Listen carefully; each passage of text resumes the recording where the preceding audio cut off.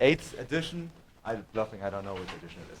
The 8th edition of the Information and Computing Science Colloquium.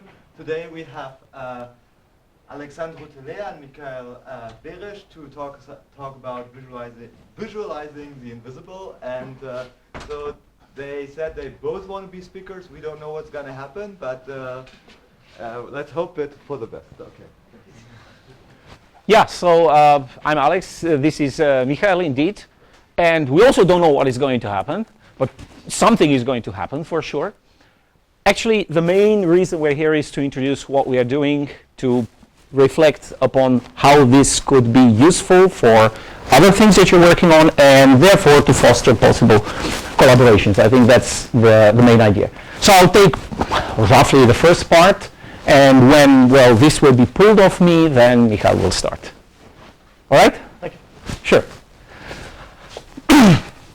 So, as I said, main reason is to introduce what we're doing and what the field itself of information visualization, visual analytics tries to do. And we started with a provocative title, Visualizing the Invisible. I'll try to explain this in my part of the presentation. So, first of all, a few details about myself. So I started working here in May this year. Before, I worked as a professor at the University of Groningen starting 2007, and even earlier at the University of Eindhoven. And I started in scientific visualization, then I moved to software visualization, and lately, well, in the last 7 years or so, to information visualization, visual analytics. And all these details are a little bit important in what is going to happen next.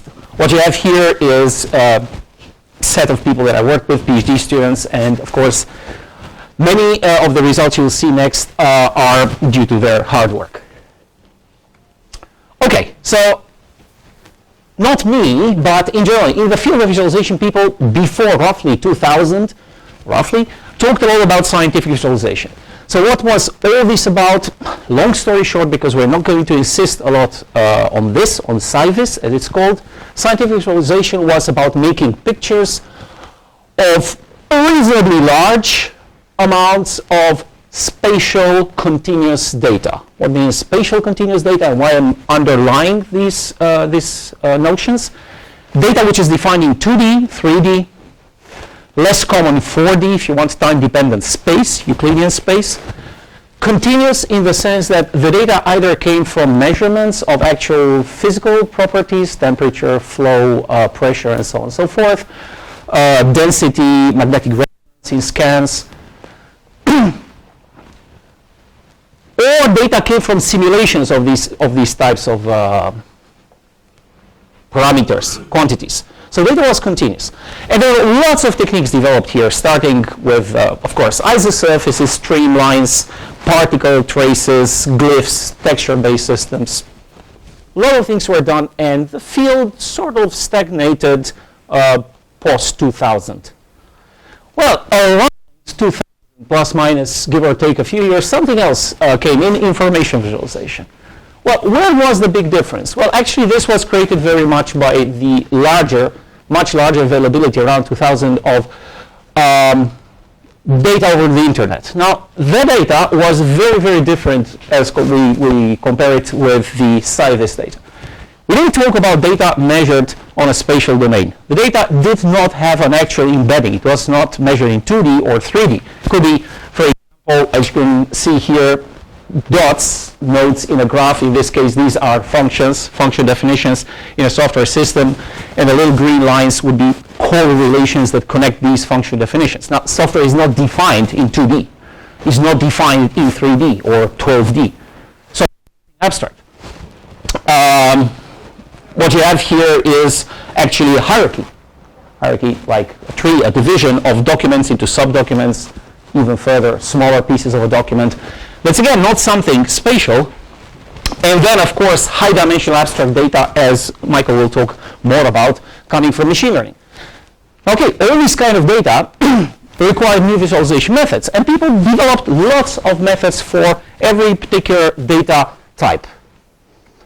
Now, at some point, people started thinking, okay, we developed a lot of methods for visualizing scientific data, and a lot of methods for visualizing InfoVis, I'll call it, for lack of a better term, InfoVis information visualization data. And actually, when you're in the need of something creative, you can look at these two sites, trivis.net or visualcomplexity.com. They are continuously updated websites where you see small thumbnails of quote-unquote creative visualizations of all sorts of SciVis and InfoVis data. They serve, at least for me, as a good inspiration source.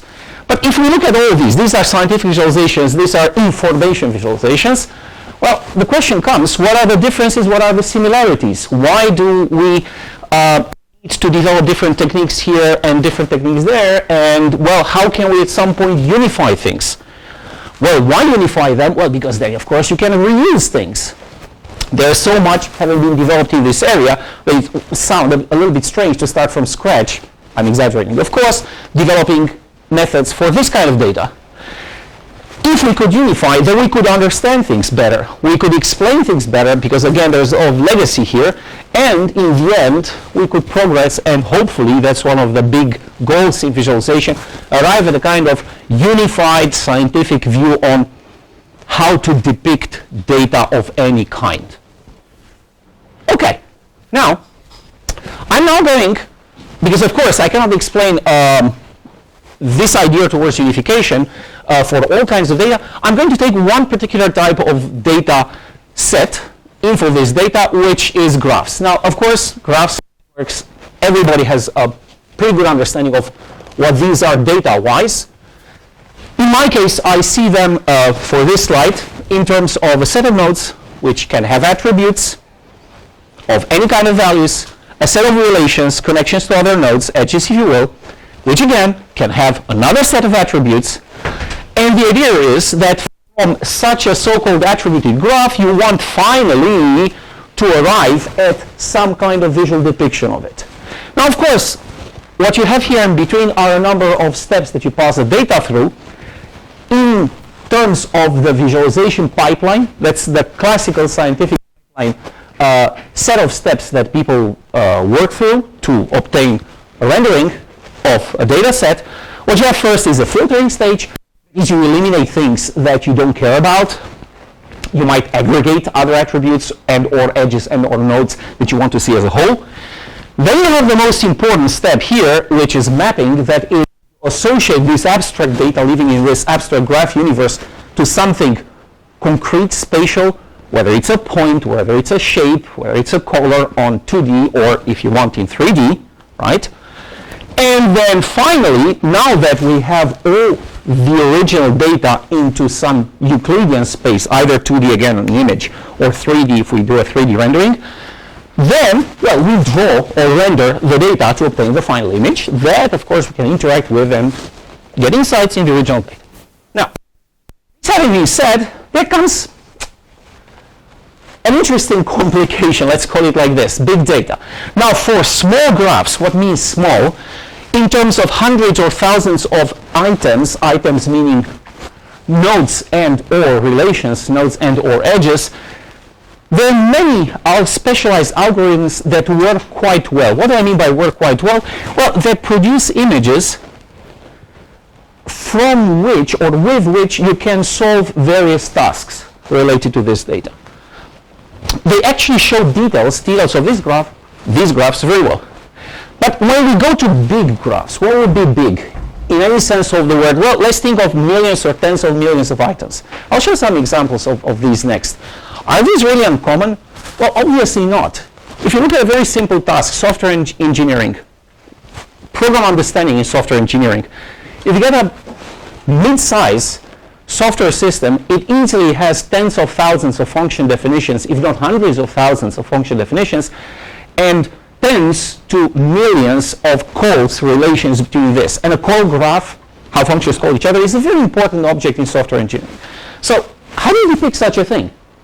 Well, you can use some of the existing algorithms here, and in many cases you'll get something like this, which is known by the irreverent name of a hairball rendering.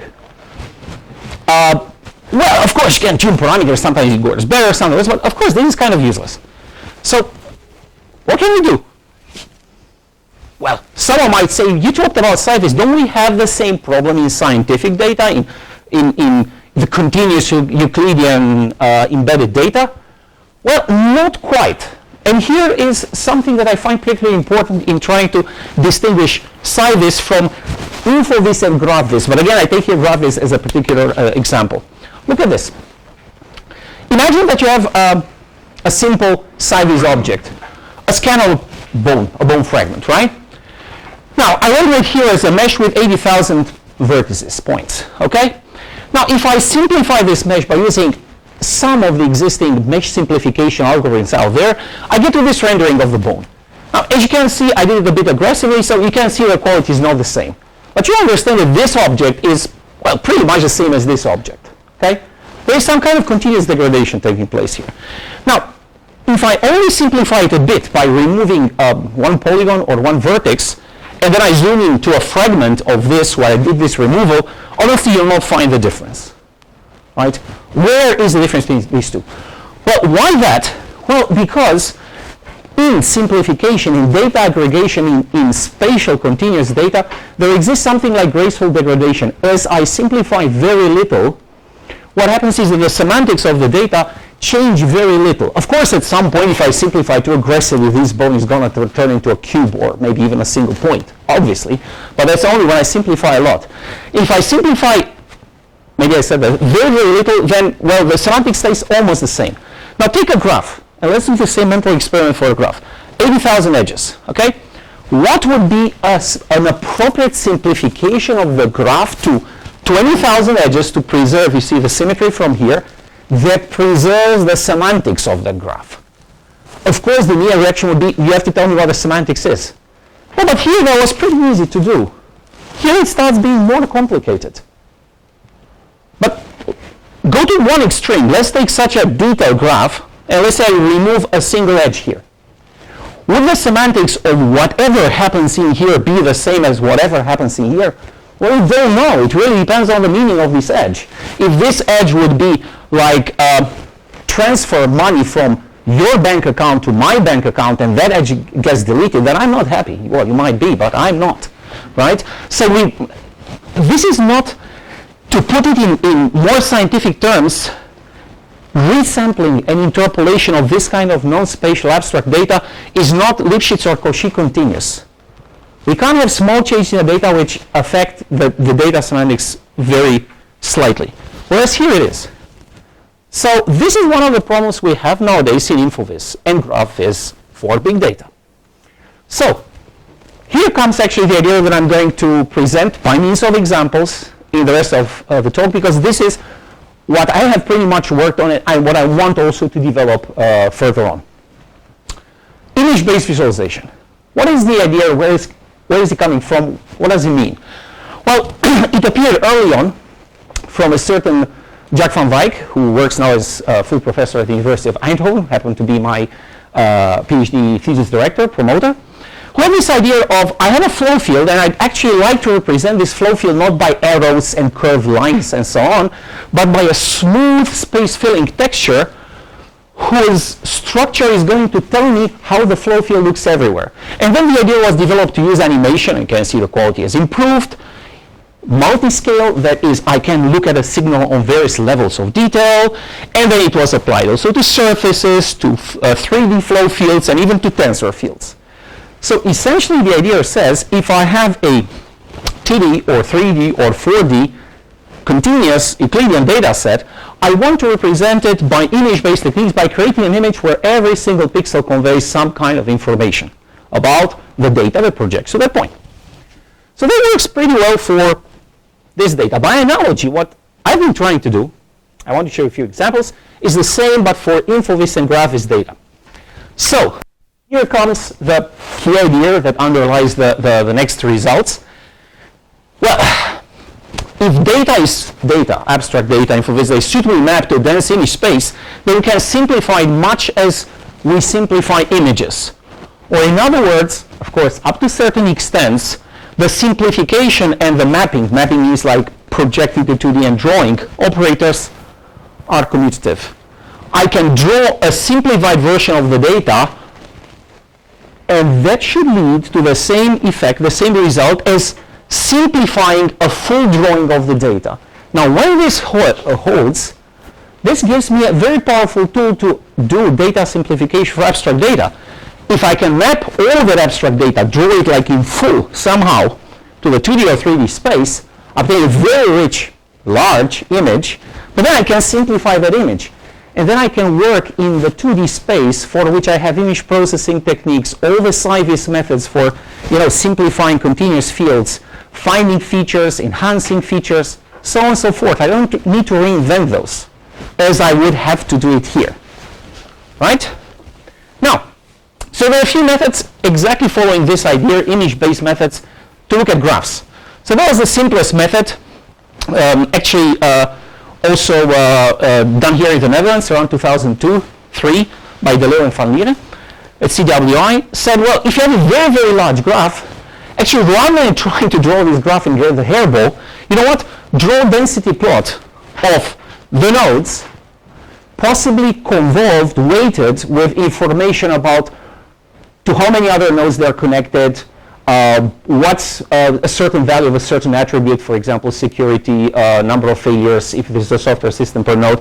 And you get such a kind of continuous heat map, where these hot spots would represent where you have strong agglomerations of nodes that have a certain property high. And this is super scalable, because you can have here tens of millions of nodes. You can still compute this up to any resolution you want pretty easily. Of course, then you can zoom in and see details. Now, this for nodes. So for nodes, we have an image-based technique to look at large graphs. Now, how about the edges or the relations between?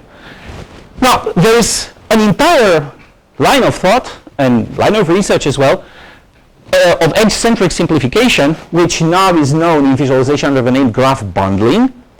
And what does his say? Well, it says essentially if you have many edges that start and end at related locations, nodes if you will, in a graph, try to replace all those edges by a single aggregated visual object that subsumes all of them. And you have here a few examples. I will not, given the time, of course, be able to go through all of them. These were hand-drawn examples at very early on, so 60, and this is at the end of the 19th century. Showing basically, well, here you have a number of continents, and here you have flows or directed edges having a certain weight between those. You can understand this pretty easy. You don't have to see all the ships coming from France and going to Africa, or possibly leaving Africa and going to France. I'm not very sure which way they went then. You can see only their aggregation. Now, roughly around 2000, such kinds of techniques were also developed for simplifying, automatically simplifying graphs on, in software that is not by hand. And actually, this was a major breakthrough, the hierarchically bundled edges, essentially in this type of visualization, which is now very, very popular for graphs having a hierarchy, so where nodes can be organized in a kind of tree-like structure. What this essentially does, it says, if you've got a set of nodes, these are the little elements you see here on the innermost circle, and these you can organize hierarchically. Like some nodes, functions, if you will, in this case, are part of a parent class, if you will, which is part of another parent file or package.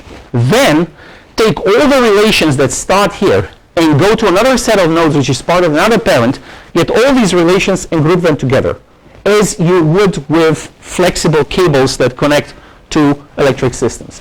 And by this, what you're essentially doing, you're simplifying the structure of the graph in image space, not really by working on the data itself. Now, there's some more examples, many of them that come from what I've been doing.